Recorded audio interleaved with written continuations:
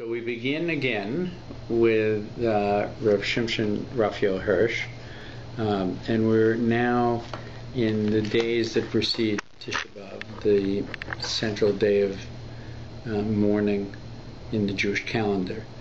We've just completed the fast of Tammuz, of the 17th of Tammuz, which is the beginning of the 3 weeks. Within the 3 weeks, it's a 9-day period from the 1st of Av until Tisha B'Av. And the troubles culminate on Tisha B'Av itself, which is the anniversary of the destruction of the 2 temples, of the destruction of Beitar, of the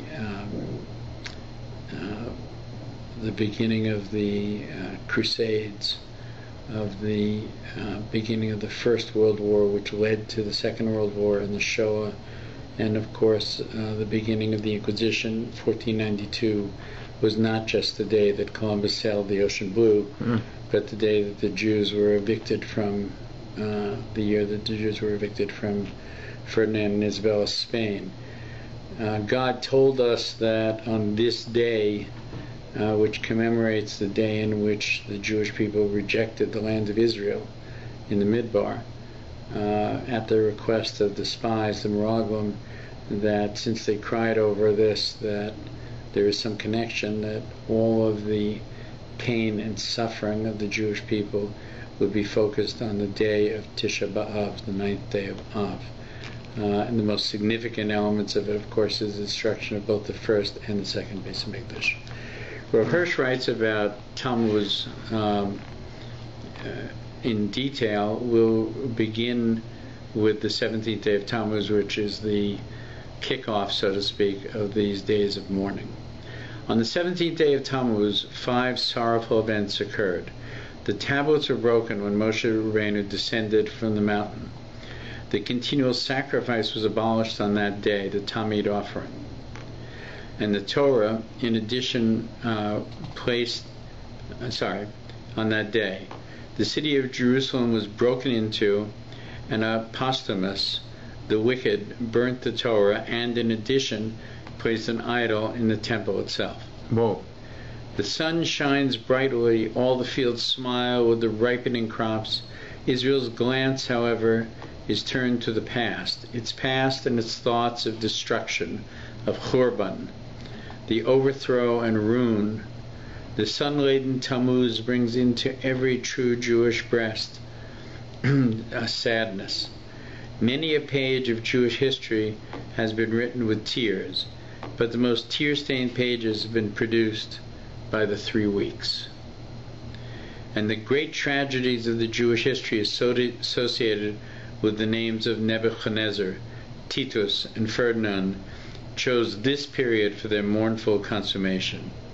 This is to say, in effect, that all this story is only the continuation of an ancient doom, that the same hand of God is to be seen in it all, and that it is the same cause always, producing the same effects, and that Golus, which began with Nebuchadnezzar and the destruction of the first temple, will never end until the last traces of the old doubts and perplexities which have brought Golus to Israel have been completely overcome in the hard school of Golus.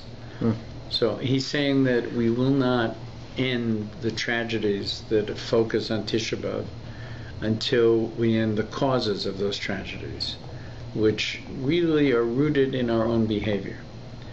And the Golus has a purpose, that it is not without a purpose. And its purpose is to make us aware of that which has caused the Golus, and that we should change that. And only then can we prepare the world for Messianic times. You know, I was just watching, my son is in at camp, and there was a terrible storm in Maryland where he was. And the counselor, the head of the camp really, took the boys out to look at a giant tree, maybe an oak tree, I'm not sure, with roots. It had fallen over, and the roots were very high, over 6 feet high when they were laying on the ground facing the ceiling. And he was standing on a broken bridge explaining to the boys that the reason that the tree had been knocked over, that this particular tree had been knocked over among all the trees that were there, was that its roots were not able to go deep into the ground. And although it was a huge, huge tree, its roots were shallow. I think that, you know, we could look at that storm and say a silver lining of the storm was that the boys would learn about the importance of their own roots in the world. I think that when we look at the tragedies of Tisha B'Av in the 3 weeks, that we have to try and take lessons from them. And that's Rav Hirsch's point, is that Golus is not just simply a punishment. God does not simply mete out punishments. God metes out punishments that are intended to be a learning process. And from our Golus, we should learn that which is required in order to live in Geula, in redemption, in a better world, and bring a better world to everyone. And he continues.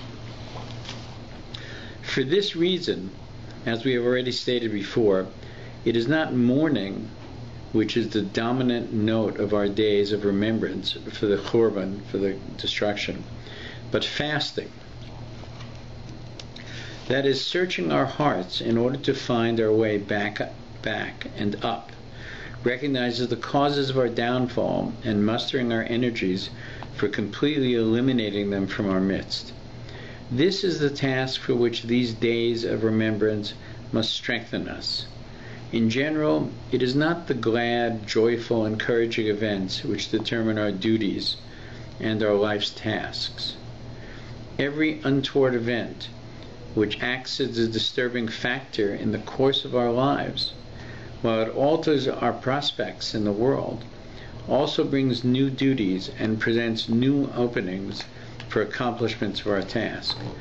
You know, when you talk to military officers, they will tell you that they learn much more from their failures, from the losses of battles, than they do from the victories. That often people are misguided to think, this is what I did in the last war, I'll fight it that way in the next war. And it's a recipe for disaster. But when you look at the defeat in the last war, and you say, from this, these lessons can be learned, you have the opportunity to learn much more. And all military officers will tell you that they learn more from defeat than they do from victory. We have suffered many defeats. They should all be learning experiences to prepare us for our role in a redeemed world.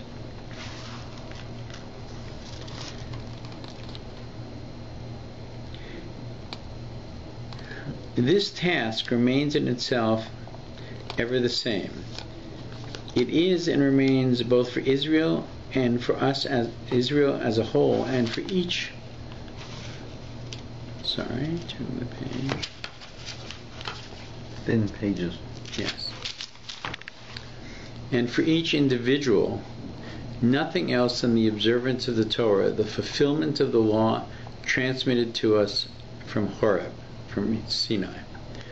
Only the stage on which we play our part, and with it the conditions for the performance of this task, are altered with every success or misfortune. And so long as the consequences of this event still affect us, we must ever afresh come together before God to examine ourselves and re-examine our lives in the light of the event which we commemorate in fasting. On the 17th of Tammuz, which marks the beginning of the tragic end, this was about less than a week ago, the tragic end of our former national existence through the storming of Jerusalem, carries with it the memory of 4 other tragedies in Jewish history, the first of which has been designated by God himself, the master and the shaper of history, as the concomitant cause for all subsequent catastrophes. The sun of the 17th of Tammuz, which saw the wild Romans sweep over the walls of Yerushalayim, had witnessed quite a different spectacle in Israel's camp almost 1,500 years earlier. 40 days had passed since Israel had enthusiastically greeted the Torah given on Sinai with its inspired Naseh v'Nishma. We shall do and we shall understand. With the first streaks of dawn, the camp was awake and full of tumult. But it was not the cry of war, nor the cry of victory, nor the cry of defeat. It was a shouting, but a shouting which pierced the soul, a shouting of a bacchanal, of a chorus round the golden calf. Utterly overwhelmed, the priest stood on one side. With his gentle heart, his soft and yielding spirit, he had thought to save the people from the sin by making concessions to them. You're talking about Aaron. Saying Aaron. But this calf was the result of his concessions. The people left the priest at the altar, consecrated to its God, and danced around the golden calf. Down, down! Your people has again upset everything. It has quickly abandoned the path of its duty to me. They have made a molten calf. They have dedicated themselves to it. They have sacrificed to it and proclaimed, "These are thy gods, O Israel, who have led thee out of Egypt." Is that gods? Yeah, it's said in the plural. Yeah. It's a reference to beyond the calf, I guess. The important thing is the idea that there might have been more than one. Yeah. And down from the cloud-capped mountain of Sinai stepped the leader, with 2 tablets of testimony in his hand. Tables written on both sides, legible on either side, the work of God and the writing of God inscribed on the tablets. And he approached the camp to see the calf and the people dancing. And his anger flared up, and he cast the tablets down with his hands and breaks them in pieces at the foot of the mountain. Whoever I visit them on, I will visit this sin on them. Whenever I visit them, I will visit this sin on them. That is to say, every tragedy that befalls the Jewish people has a little bit of the golden calf. We really haven't paid for it yet, right? That's just it. That's correct. We technically haven't paid for it. That's right. In some ways we're forgiven. That's what Yom Kippur means. We got the second Luchos, but we weren't forgotten. He has a very good memory. Yes. Every future catastrophe will be due in part to this sin, and will have in part to make atonement for this sin. Dare we then forget? Dare we allow to pass without gathering up the fragments of the tablets at the foot of the mountain, and deciphering on these fragments the lesson, the warning, the message that they may have for us? Remember that these fragments were preserved alongside the tablets of the law in the Holy Ark, in the covenant. Shall we then not seek to find out a source, the germ of all our errors, the root of all our suffering? Shall we not, on Sheva Aser Tammuz, the 17th of Tammuz, use every effort to discover what it is that is broken in pieces, the tablets of the law, what it is to be our lot so long as they lie in ruins? You know, if we could understand the temple, it might be easier for us to really mourn for it. You know, when the Twin Towers were destroyed in New York, it was the destruction of a symbol of American power, of the financial district of America, of the center of free market capitalism. And so it was a painful destruction of a symbol. The destruction of the Beis HaMikdash was the destruction of a great symbol. The symbol of a home for God, a metaphor of a home for God. A symbol of a gathering place of the Jewish people. A symbol of the place where we could seek a total atonement, a total tshuva. You know, it's very hard to do a really complete tshuva. We approach it, we make every effort, but You could go to the Beis Hamikdash, and the Kohen would examine you, what your avera had been, and the Levim would sing music just to put you in the mood for the right tshuva that would be very sad and tragic, and then be uplifting as you had done the tshuva until it was finally joyous, as you had completed the process. And you would leave the Beis Hamikdash not like a person who leaves the Twin Towers, or a person who leaves Walmart, or a person who leaves shul, even on a very uplifted day. You will have been personally involved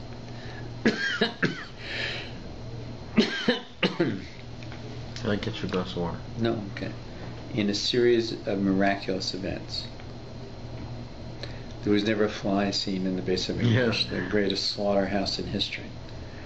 The smoke always rose straight up. A woman never miscarried during the time.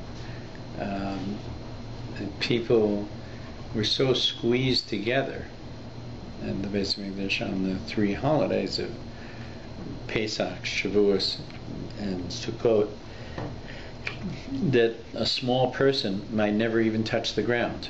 That he would be so squished together and raised up.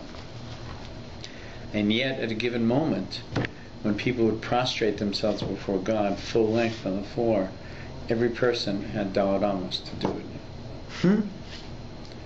As if time and space could expand. It's a hypercube. Yeah, exactly. like Doctor Who's phone booth. Exactly. In the spaceship. Exactly. And the please box. The entire Jewish world would descend 3 times a year on Jerusalem. And in spite of the stories we may have read, nobody slept in a manger. Yeah, nobody slept in a manger. It was one of the great miracles of Shine that everybody had a roof over their head, a bed to sleep in. The people of Jerusalem looked forward and welcomed the travelers who were coming, and somehow, even if they just barely had space for themselves, the rest of the year, when travelers came, suddenly they had space for travelers. Yeah. That's neat. These were all miracles Sure. that a person witnessed, so that the tshuva itself, the sacrifices themselves, were part of a miraculous process. At this point, when we have the temple, as I understand, there is no quote-unquote shuls or synagogues. The only place where there was synagogues or just the temple? You couldn't do a sacrifice anywhere but in the temple. Yeah. And it was the optimal place to pray. Right? And prayer was quite different in those days. It didn't have the same level of organization that Armenians have today. There was a much more of a what's the word for it when comedians ad-lib? There's much more of a sense of a directness of speaking with God. Over time, though, it seems that people were less able to succinctly cover all the ground they wanted to cover, and so the men of the Great Assembly eventually created what is today Yar Shemona Esrei, which is intended to cover all issues effectively. But the loss of the temple was not simply the loss of a very important building or a gathering place. It was the loss of the evidence of God's miraculous nature here on earth. So that now, you and I, everybody that is watching this video, wants to believe in God, does believe in God, right? It's a commonly held belief that the universe exists because of God. The people who visited the temple didn't believe in God. They witnessed God firsthand. They witnessed the miracles of God, the overcoming of natural forces. It's something so simple as a wind would blow, but the smoke rising from the Mizbeach would not bend to the wind. It would always rise in a straight column for hundreds of years. Rose in a perfectly straight column. Come wind, come rain, whatever. Just straight column, right? It's not a very big deal. It's not like splitting the sea. It'd be a pretty big deal if I saw that. But it's not like splitting the sea. Yeah. Right? It's not like, a nation being wiped out by lice or by frogs or, the really big ones. This was like, okay, we're like, gee, look, 40-mile-an-hour wind. I can't light my cigar. Yeah. I can't light my pipe, right? But the smoke is perfect. The smoke is going straight up. Right? Okay, God's calling card, right? Just to let you know, I'm right here. Yeah. I'm not somewhere else. This is where you can see me. In some ways, it may be that Messianic times, the whole world becomes like that. Wow. But all of it emanates from one place. God's shefa, that His bounty that He pours onto the world, He pours through the Beis Mikdash, and from there it goes out to Israel and to the world. Right? The loss of the Beis Mikdash is unimaginable. Yeah. It says, there's a Gemara that says, if the nations of the world understood what the Beis Mikdash was, they would send guards to protect it. Not armies to destroy it, but guards to protect it, not for the sake of the Jews, for the sake of their own people.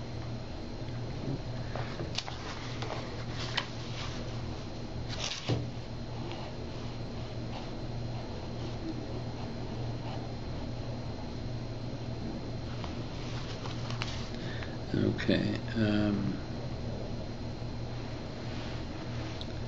Hang on a second. I just want to find where we were.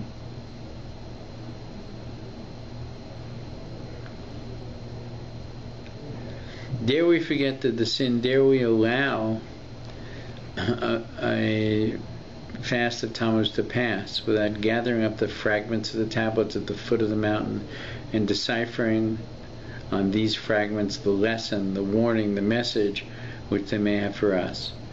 Remember that these fragments were preserved alongside the tablets of the law and the holy ark of the covenant. Shall we then not seek to find out the source, the germ of all our errors, the root of all our suffering? Shall we not on the fast day of the 17th of Tammuz use every effort to discover what it is that was broken in pieces, the pieces of the tablets of the law? What is it to be after? What is to be our lot so long as these all lie in ruins?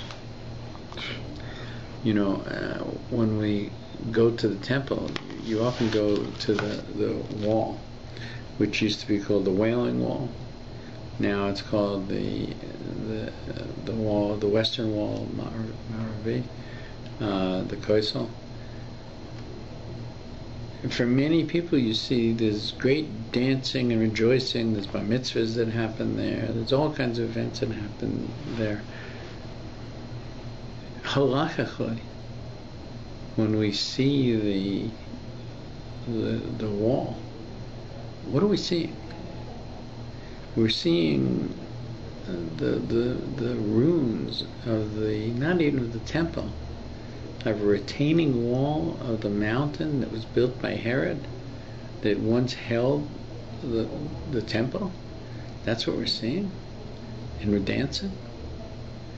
Halacha says we should tear kriya, we should tear our jackets, tear our shirts as a mourner does. That we should weep for this moment, not rejoice at, finally I'm Yerushalayim, finally I'm at the temple. When you're confronted with a Muslim soccer field where the Kohen Gadol once stood, right? It should be something that causes us to ache in pain and in shame. The generation that doesn't build the Beis Hamikdash, perhaps that generation has responsibility for its destruction.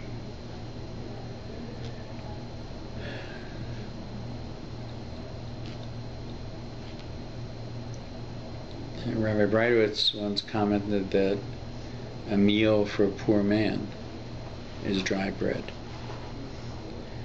That we get used to our suffering. Maybe it's the only way we can bear it. But these 3 weeks cries out to us not to get used to it, not to adjust to it, to remember what the loss is. The loss of the Beis Hamikdash that should be in every one of us, the place that we can go to meet, the place that we can bathe in the light of the Shekhinah, the place where we can bring a korban again and rectify whatever we've done by mistake. It's not there. The place of the gather, the Siyum Hashas comes soon. What is the glory of the Siyum Hashas? A group of people making speeches? No. There's a unity in the fact that everybody has completed the cycle of the learning of the Gemara together, and every one of them are sitting in this room together around the world at exactly the same moment. It's a glorious moment. It doesn't compare, like a drop in the ocean, to what the moment must have been on the eve of Pesach, bringing the korbanos of Pesach, of Hagigah, where not thousands gathered, that every man from every part of Israel, usually with their families, came to Yerushalayim and gathered there at that moment to witness the miracles of Pesach and to celebrate with his fellow Pesach. We don't do it. It's gone. It's lost. We have divisions, This one davens this one. This one is tallest this way. This one has this accent. That one has this accent. We come together to see Mashas with all those strange things that are going on and say, no, we're not Iraqi and Ashkenaz and Sephardi and this and that. We're Jews, we're Yidden, and we honor God's law. But how much more so to actually be able to bring a korban for the sacrifice, and to be one of the whole nation gathered together. We have a lot. I wonder if the people who lived in Jerusalem at the time of the Beis Hamikdash, and every day they're seeing these things happen, like the miracles every single day, become actually, I don't know, mundane, but you live there and okay, yes, the smoke goes that way and there's not a fly, there's meat hanging there but there's not one fly. I mean, did they actually get used to seeing them? I mean, incredible, unbelievable thing every single day. It's a good question. The idea, I mean, you could ask the same question in the desert. Did they get used to the mun? Yeah, that's right? it, yeah. The mun was a miracle. Yeah, right? yeah. So one of the points of the mun is that what happened with the mun? The mun fell every morning. So, except on Shabbos. On Friday it fell twice as much. So why not just have the mun fall once a month? Right?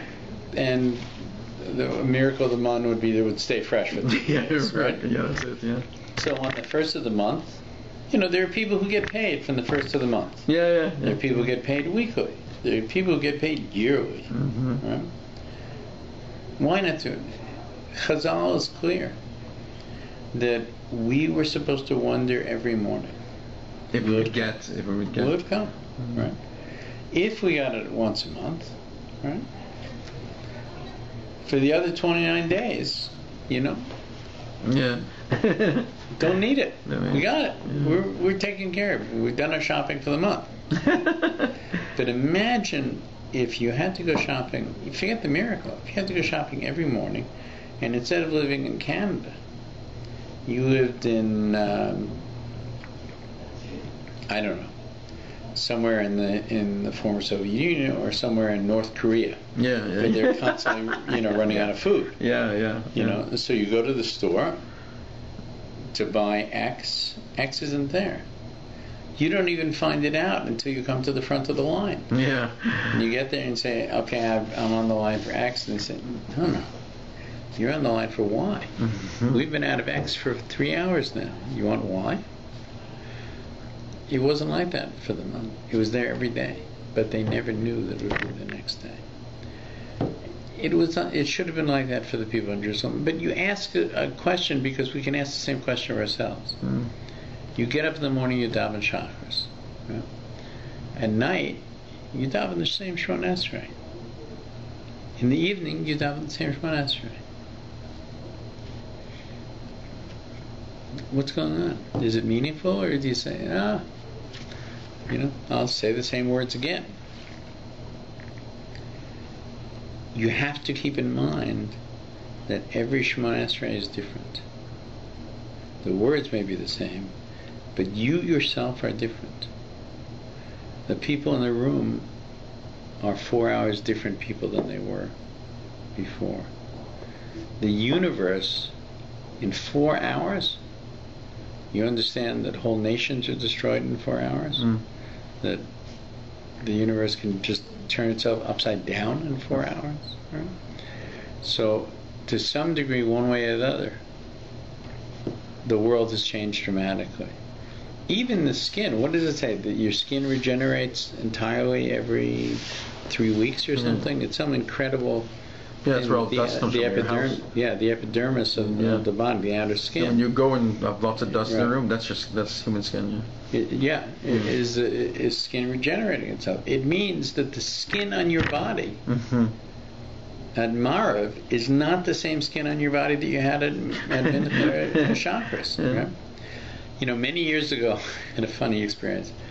I was making a film and I flew into Angola on a DC-3.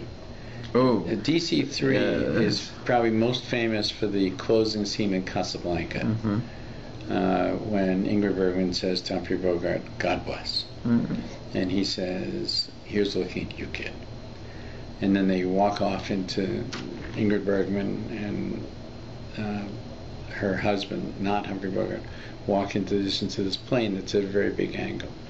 So I was flying into Angola, where I was making a film, and a DC-3. And there were certain problems with the plane starting and going because of that. But we flew in safely. And as we were returning, as we were being flown out 10 days later in the DC-3, and we were landing, the pilot said to me, "Have you ever wondered what defines an airplane?" What defines an airplane? An airplane. What defines an airplane? I said, "I never wondered about it." He said, "Do you think it's the engine?" I said, "Could be." Right. He said, "This isn't the engine of the DC-3. I said, "Oh." He said, "You think it's the wings?" I said, "Well, for sure. It can't fly without wings." He said, "It's not the wings of the DC-3. I said, "Just out of curiosity, is the end of the story that we're not on a DC-3, which is so that it looks like a DC-3? He says, "The end of the story is that the only thing that is on this plane that was on the original DC-3 is the registration plate." They changed everything? Everything else, the seats, the bolts, the engines, the body, little by little, over 40, 50 years, had been completely changed. There was no because metal fatigue and all kinds of things. The fuselage would go bad. So the fuselage was completely different fuselage. So he said the thing that defines this as being the DC-3 that was originally purchased by the company is only this one metal plate. So we could ask the same question about the human being, right? And certainly you can ask this question about davening or about korbanos or about living in Jerusalem. Is can you get used to godliness? Can you get used to the revelation, the miraculous revelation, so that you're like a New Yorker passing by something? Right. Okay, that's where God is. We know about that. Been there, done that. I don't think so. No, I don't think so. I think that when the people did at times come to that, I think that was the beginning of destruction. The idea that you didn't pray to me, you didn't serve me avoda with simcha, with joy, is a statement that you did it in a blasé way. Much of the description of the tochacha, of the curses that we read before Shavuos and before Rosh Hashanah, God uses the phrase, "You were casual with me." Casual with me. Not that you sinned, but you took me for granted. Was God's feelings hurt? I don't think so. I don't think so. I think God is saying, I put before you an opportunity, a rare, if not unique opportunity. And you didn't perceive it as that. You perceived it as everyday drudgery. If that's how you perceive it, that's what it will be. Right? And sadly, more often than not, when we say we want something, God says, okay. You know, you don't want to leave Egypt. 80% of you get your wish. Right? Over and over and over. You don't want to go into, we just read it with the Meraglim. What did the Meraglim say? It's a great land, the land of milk and honey. We have no chance to conquer it. God doesn't have the strength to give us the land. Right? We're going to stay here, right? We don't plant here. We don't work here. We sit and we learn Torah and we eat the mun from heaven, right? We're staying here. And God said, but I gave you Israel. We like what's going on here. And God said, it's what you want. It's what you get. You will die in the midbar. You and your generation will never see the land flowing with milk and honey that I promised to you. But those who you feared would become captive. Those who you feared would die here. Your children, they will enter the land. They will have a land of milk and honey. They will have a miraculous land. Yeah, they're going to have to seed the land and plow the fields and, make things grow. Right? But when they do it, they will be satiated with miracles as well, because the whole land will become a land of this. Right? So I think that it's possible to become blasé. Yeah. Not easy. That's a good point. Yeah. But it's possible, and when it does, we get shaken very hard. Yeah, you pay for it. Yeah. Let's continue a little bit more.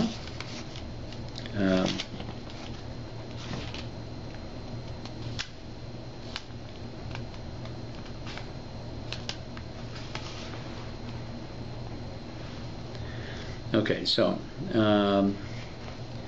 we got to the part where it said that all pain and suffering will have an element of the destruction of the tablets of the 17th Talmud. Right? Remember that these fragments were preserved alongside the tablets of the law in the Holy Ark of the Covenant. Shall we then not seek to find out the source, the germ of all our errors, the root of all our suffering? Shall we not, on the 17th Talmud, use every effort to discover what it is that has broken in pieces our tables of the law, and what it is to be our lot so long as they lie in ruins? Quote, and he gave to Moshe Rabbeinu, when he had made an end of speaking with him on Har Sinai, the 2 tablets of testimony. The tables were to be proof that he had spoken with him on Har Sinai, and at the same time to show how his words were to be understood and carried out by us. The tables were of stone, but they were written with the finger of God. This means that we must allow for the earthly material to be stirred and shaped by the finger of God. We must willingly submit to the earthly staff to receive the stamp of the divine spirit and the divine will, and to be shaped into the bearer of the divine word. We must not let the spirit remain solely spirit and the word merely word. We must bring them into the range of our whole earthly life as dominant and formative forces, in order that our whole earthly material may receive its stamp and its value and its shape from the finger of God, and our earthly existence may be nothing but a monument and a document given by God and testifying to God. This is the sum and the substance of the utterances sent forth from Sinai. And the tables were written on both sides. On the one side and the other side were they written. The tablets. The tablets. Yeah, he translates it tables. He says tables? Yeah, he says interesting. Tables. So it's an old expression meaning the same thing. Yeah. What I like is the fact that they're written on both sides, but yet the letters are floating. Like somehow, how did no matter how you read it. Yeah, it's right. See? Yeah, and certain characters in old script, you can. It's like our modern day Hebrew. Some letters have dots and things that float in the middle. Yeah. But if you go look at the level of script that was available at the time when God was no dots. There are no dots, but two letters are floating. There are characters that float. I think Kuf is one. Yeah, Kuf. It's Yuri or no. I looked it up on the 3,500 years old Hebrew, and it showed there are characters. So that means the tablets would have floating pieces. Like you would look at it and it would be floating. I mean, but of course it's a miracle. Well, my God. I mean it had to. But you could see it all the way through. But then you go on the other side, it was the reverse. Like when you hold a book this way, if you have a two sign, the words go left or like this, and if you turn it around, they're going to be reversed. Right. Your letters, but yet you could see all the way through. So it's interesting. Here's the thought.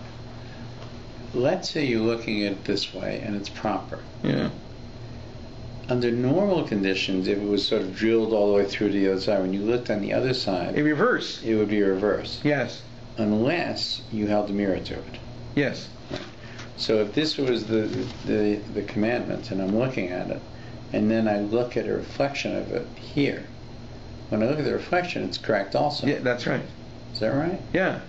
But the thing is, though, they're saying You're saying you can look directly at it, reflection, and it was right. It was right. Both sides were right, but they both go through. Yeah. And floating pieces. I mean, that's pretty incredible when you think about it. Yeah. And where did they change? Yeah. Or how did he change? I don't know. Yeah. It's a question. I keep hearing noises from this thing.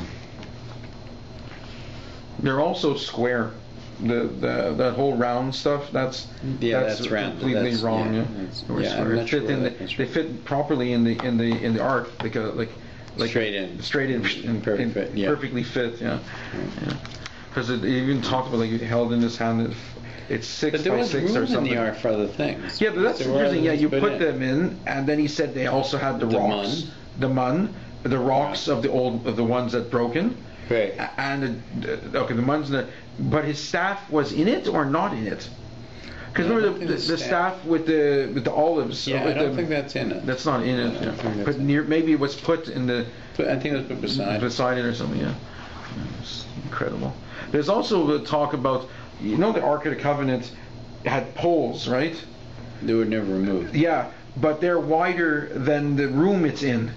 It's one of the miracles. Yeah, it's a hypercube, like Doctor Who's police. Yeah, it's one of the miracles is that it's not that they're longer than it, but that it would have been impossible. When you take a pole and you put it in, you have to back up and then put it through the legs, right? Yeah. So it seems that there was just enough room for the poles to fit, but not enough room in order to get the poles in or out. Because I don't know, Lahavdil, if you've ever tried to play pool in a room where the walls is too narrow. Yeah, sure, of course. And so people have a cue that's cut off. Yeah, a smaller cue. You can do because you're going to hit the wall. Yeah. You especially for that. You don't have that problem in a pool hall. Yeah. Right? So and the problem is that in the room in which you're playing pool, unlike the Kodashim, the walls don't expand. And they're required to. The walls stay stagnant. That's it, yeah. But it doesn't show that from the outside. It's one of the hints, actually, that you're not in the Kodesh Kodashim, but you're playing pool in your house, your friend's, your neighbor's basement. Sorry about that. Okay, let's continue. Mm-hmm. Rav Hirsch gives us much to think about.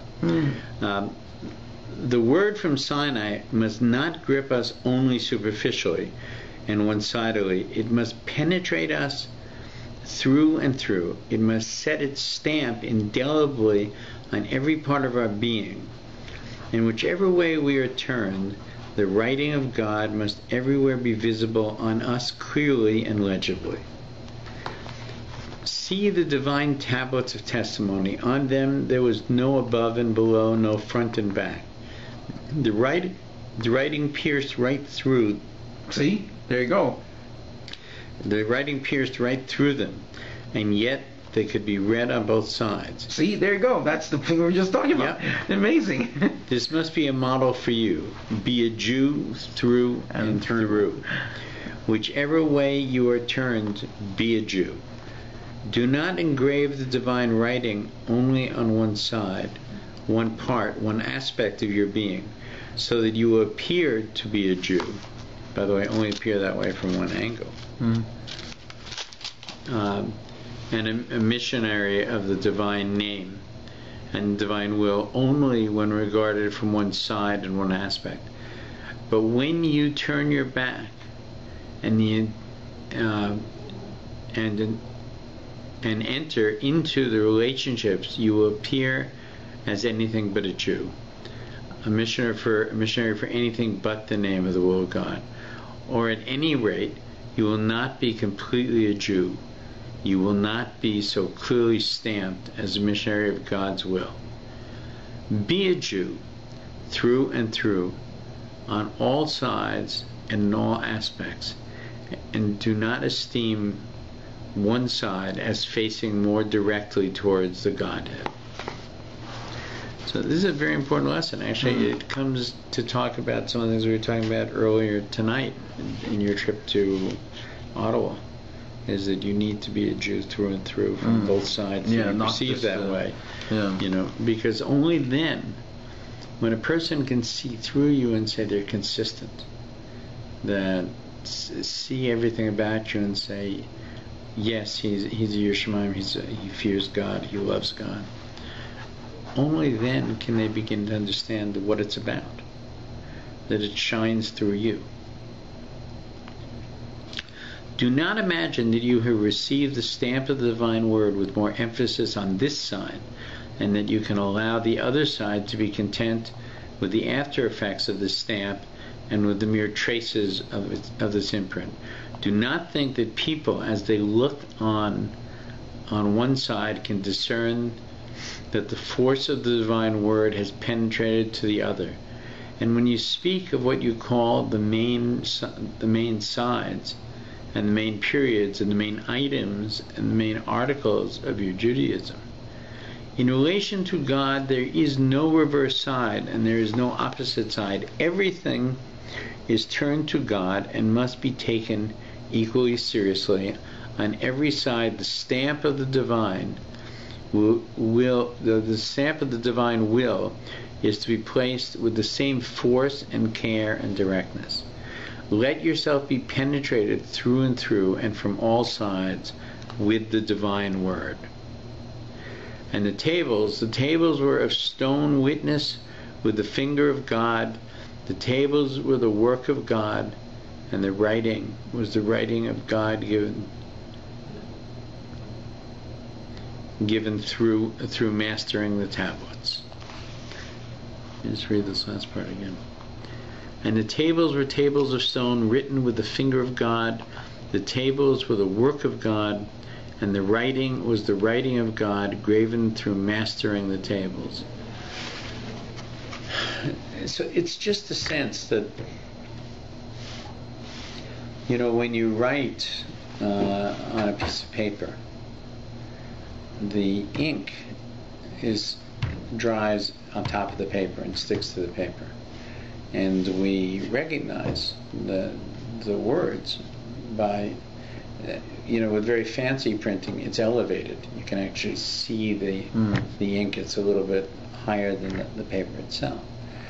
But the idea is that it's sitting on top of the paper. It's not part of the paper.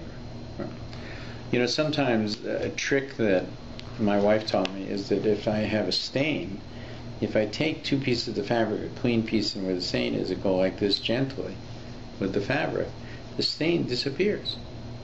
By the way, this is something you can try at home, not on Shabbos. Yeah. What's happening? what's happening is that the stain has not penetrated into the fabric.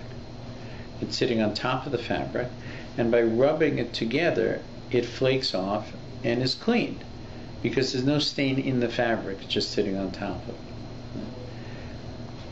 When we have an avera, a sin, it should be like that. It looks ugly on our neshama, but it comes off relatively easily with a little bit of dry cleaning, with a little bit of rubbing, because it's not part of our neshama.